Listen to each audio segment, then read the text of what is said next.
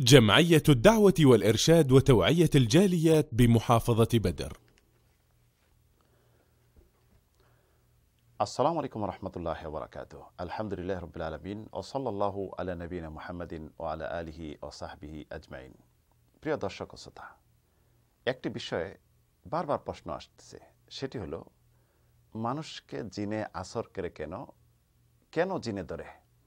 অনেক ক্ষেত্রে দেখা যায় ইদানিং অহরহ যেটা হচ্ছে, জিনে ডিস্টার্ব করতেছে, স্বামী স্ত্রীর মতো জিনে সহবাস করতেছে, অনেক ক্ষতি করতেছে, তার জীবন নাশ করে দিচ্ছে এবং সার্বিকভাবে অত্যন্ত মানসিক শারীরিক টর্চারিং হচ্ছে, নির্যাতিত হচ্ছে। জিনে মানুষকে কেন ধরে? জিনে ধরার কারণ কি? জিনে ধরার অনেক কারণ রয়েছে। তো জিনে আসর করে মূলত উল্লেখযোগ্য তিনটি কারণ হতে পারে। একটি কারণ হলো খারাপ দুশ্চরিত্র কিছু জিন রয়েছে, কোনো মানুষকে সে ভালোবেসে ফেলে, ভালোবেসে তাকে আসর করে, তার দ্বারা সে উপকৃত হওয়ার জন্য, তাকে উপভোগ করার জন্য। নারী জিনেরা পুরুষদেরকে ভালোবেসে আসর করে সহবাস করছে, পুরুষ জিনেরা কোনো নারীকে পছন্দ হলে তাকে ভালোবেসে তাকে উপভোগ করতেছে। এটা যেটা অহরহ হচ্ছে, অনেক হচ্ছে এটা। তো এই যে আসর, এই আসরটা কিন্তু এত শক্তিশালী, এত দৃঢ় না, এত ক্ষতি করে না, জাস্ট শারীরিক ক্ষতি, এছাড়া অন্য কোনো বড় ধরনের ক্ষতি কিন্তু করে না, যে তাকে মেরে ফেলবে বা মৃগী রোগের যে অবস্থা হয়ে থাকে এরকম না। এটা হলো প্রথম। দ্বিতীয় যে কারণে জিনে ধরে থাকে সেটি হলো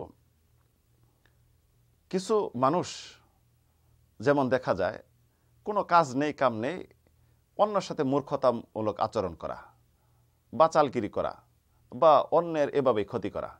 তো এমন জিন কিছু রয়েছে, অহেতুক অন্যায়ভাবে একজনকে ক্ষতি করতে চায় বা অন্যায়ভাবে ক্ষতি করে।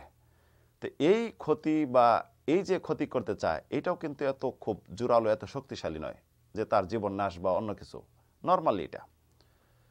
তৃতীয় যে কারণে জিন ধরে থাকে, আসর করে থাকে, যেটি অনেক শক্তিশালীভাবে আসর করে, মৃগী রোগ যেমন সেরকম খিঁচিনি দিয়ে থাকে এবং কখনো কখন দেখা যায় তার প্রাণ নাশ হয়, তাকে হত্যা করে থাকে। সেটি হলো জিনকে কেউ ক্ষতি করলো বা জিনের বাচ্চাকে মেরে ফেললো, কষ্ট দিল। সেই ক্ষেত্রে যেমন উদাহরণস্বরূপ, যদি কেউ অনেক ভারী কিছু জিনিস এমন এক জায়গায় রেখে দিল, সেখানে জিনের বাচ্চা আছে বা জিন আছে, তখন কষ্ট দিল বা মেরে ফেলল।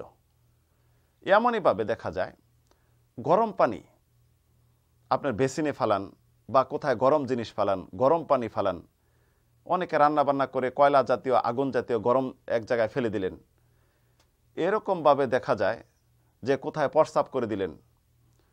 তো ওইখানে যে জিন আছে বা জিনের বাচ্চাগুলি আছে, মানুষ তো জানে না, অজান্তে এটা করে ফেলেছে। আর জিন কিন্তু দেখে না অজান্তে না জানতে।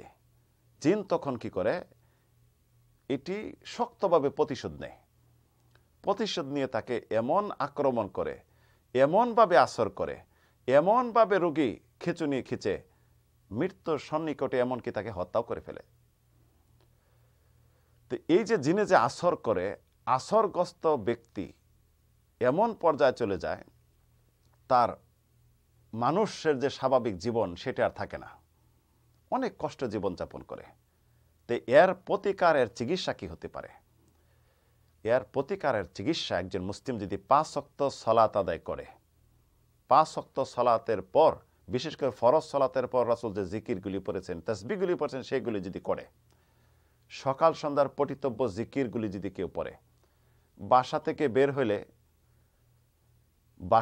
বের হওয়ার যে দোয়া রয়েছে,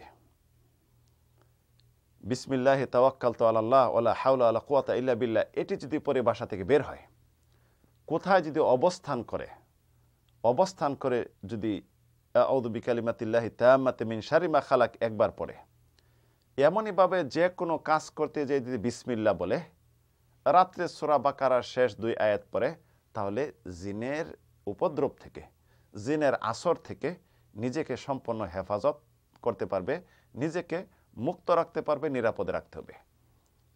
নিরাপদে রাখতে পারবে, রাসূল সাল্লামের নির্দেশনা, আদর্শ, দৈনিক যে আমলগুলি বাস্তবায়ন যদি কেউ করে, তাহলে সার্বিকভাবে সে হেফাজতে নিরাপদে থাকবে। একজন মুসলিম দেখা যায় বিসমিল্লাহ বলি না একটা কাজ করে ফেলি। প্রতিটি মুসলিমের উচিত যে কোনো কাজ করতে যাবেন বিসমিল্লাহ বলে, কোথায় গরম পানি ফেলেন বিসমিল্লাহ বলে ফালান, কোথায় ভারী কিছু ফালান বিসমিল্লাহ বলেন, এবং প্রস্রাব পায়খানা করতে যাবেন দোয়াগুলি আছে, দোয়াগুলি পড়েন। দেখবেন আপনি সম্পূর্ণ নিরাপদ, মুক্ত জিনের আসর থেকে এবং যত রকম বিপদ থেকে, দুনিয়াবি আসমানি বালা মুসিবত থেকে এবং কীট পতঙ্গ অন্য যেটা পশু প্রাণী থেকে সম্পূর্ণ মুক্ত থাকতে পারবেন। তা আসুন রাসূলের দৈনন্দিন জীবনের আমল রুটিন মাফিক করি, নিজেকে সার্বিকভাবে হেফাজত নিরাপদে রাখি।